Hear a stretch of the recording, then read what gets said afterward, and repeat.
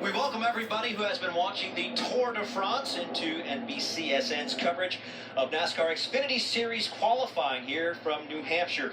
And it's been exciting so far. Kyle Busch at the top of the speed chart.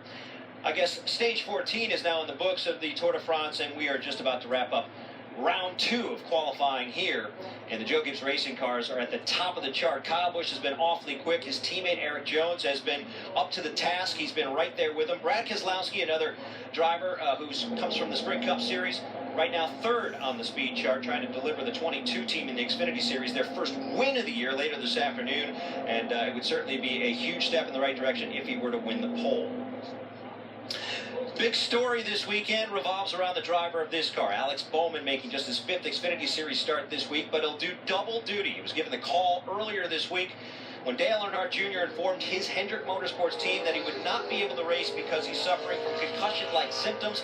Bowman was called to be the substitute. He'll be driving the Sprint Cup Series as well as the Xfinity Series here this weekend. Kelly Stavist has more on him. And now you see Alex Bowman rolling with just under 5 minutes to go in this qualifying session. Tires not the only strategy here in qualifying. His team has been waiting for some cloud cover for Alex to make his run. It was cloudy to start this session of qualifying, but they waited too long. The sun peaked out, so they parked him at the end of pit road. And now that we've had another cloud move in, he's trying to make his run at ideal temperatures. Parker?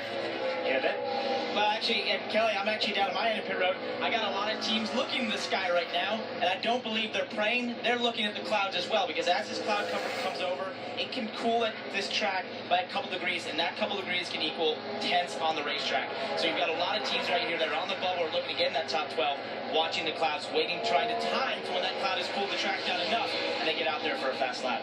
Mike? Thank you, Parker. Kelly Parker made some great points there. A temperature-sensitive racetrack, it can make a lot of difference. It can cool a little bit, but I'm going to tell you where it makes more of a difference in the driver's head. Yes. You know, there's not enough time there to make a huge difference. You might pick up just a little bit, but the driver just thinking, I've got a better racetrack to go turn a fast lap on, can be a huge difference. Yeah, and you know, as we came there, it got to this point, from about the 6-minute mark to about the 4.5, there was nobody on the racetrack. They let the racetrack set, counting on those clouds to stay, counting on it, as Dale said, to cool down a little bit longer. But like he said, 1.5 minutes, it's not going to make a huge difference at this place. It has been relatively warm here throughout the course of the weekend, that's for sure. Let's look at the cutoff line now. A lot of movement there. Blake Cook right now on the bubble. Ryan Sieg just got bumped. Bubba Wallace below it. One of the guys that I would imagine expected to be in the top 12. He's got some work to do. Blake Cook on the racetrack right now in the green. And inside the top 12 for the time being. Talked a little bit about this story. Just a team that came together in December. Put together and has been performing and outperforming some of the bigger teams. So certainly a good story, a feel-good story, and Blake Cook trying to advance to round 3. He's 10th on the speed chart right now. Yeah, picked it up there on that second lap. Ryan Reed on the racetrack, and Parker has more on him. Parker? Thanks, Mike. Yeah, on his first run, he said as he went down under 1 on his first lap, he almost wrecked the race car. Then he came back in. After that first run, they said, cool everything down. We're going to make another run at this, and that's what you're seeing right now, trying to make it in that top 12.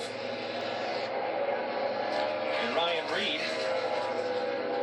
got a victory a couple of years ago in Daytona, but has been a little frustrated with trying to get to victory lane ever since then. Meanwhile, Ryan Preece on the racetrack as we look at the cutoff line. He's cracked the top 12. This is a guy who has a lot of laps at this track in a modified. 19 races in a modified here at the Magic Mile, so he knows his way around, and it could be helping here. Yeah, it's been here on 4 tires a lot. He can see all 4 tires. Those cars, but you know, it's different driving, but still, he has the experience. He understands the line, and that's a great lap by Ryan Preece. And a New England favorite from Berlin, Connecticut.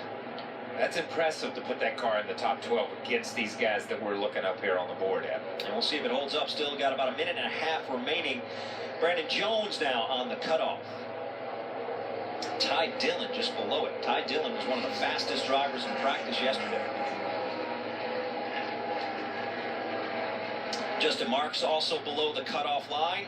Another one of those drivers who put up a fast time yesterday afternoon. was confident he could advance to the top 12. Yeah, but that's a good lap for Justin Marks. Even if he doesn't make it in that top 12, 13th is not a bad starting spot for him to come out here and get the experience on this racetrack. Yeah, and again, we talked about that earlier. There's guys that knew they were going to probably get in the top 12, and there's guys that have to manage that expectation. Would Justin Marks would like to be in the top 12 and challenge for that? Yeah, most definitely so. I think you would, but at the same time, his expectation should be to be in the upper part of that second group. And Ty Dillon just cracked the top 12. He'll move up to 9th on the speed chart, and that bumps Brandon Jones down to 13th. Priest now on the bubble. Yeah, and I think that we look at that top 10 and we could say, okay, those are guys that we expected to probably be in this top 12 battling for that. But to see Blake Cook and Ryan Priest there, I think that's the two surprises a little bit, even though Blake Cook has backed it up in both of these rounds, running very, very fast laps. 51 car out on the racetrack now. Jeremy Clements. Yeah, from his fast lap, he needs about right at a 10th and a half to get in. And that doesn't sound like much, and it's not much, but trying to pick that up on the racetrack as a driver, tall order. Yeah, trying to find that at the end of a qualifying run is tough. And now you're back out there when the sun's out, so your mind's not right either. Yes. So we know how much that affects these drivers. Didn't affect us as drivers, Kyle. Never affected me.